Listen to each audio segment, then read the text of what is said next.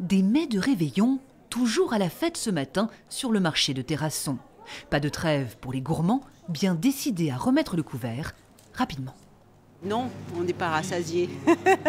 On consomme à chaque fois ou du magret ou du confit. Et puis là, on fait notre stock pour remonter en région parisienne. Je ramène du foie gras, je ramène des aiguillettes et des figues au foie gras que je conseille. Elles sont délicieuses. Ces figues, c'est le best-seller de Noël pour Régine Rouland. Installée depuis 35 ans, cette productrice de canards a retrouvé le sourire. Oubliée l'année blanche de la grippe aviaire, 2018, elle, s'est achevée en beauté. Ça a été une bonne année, ça a été un bon cru.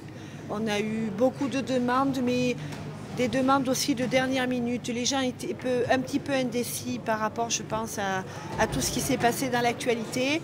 Et ça a été un petit peu long à démarrer. Mais je pense que 2018, oui, sera une bonne année. Même constat en Corrèze, chez la trentaine de producteurs fermiers. Ici, le dernier éleveur d'oies du département qui salue cette embellie, très attendue.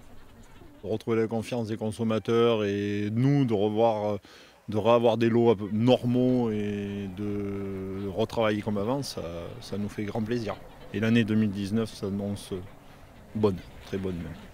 Car il y a déjà des réservations samedi pour la Foire des Rois de Brive, le seul marché de France où la ville offre gratuitement aux particuliers la mise en conserve des foies frais achetés le jour même aux producteurs locaux.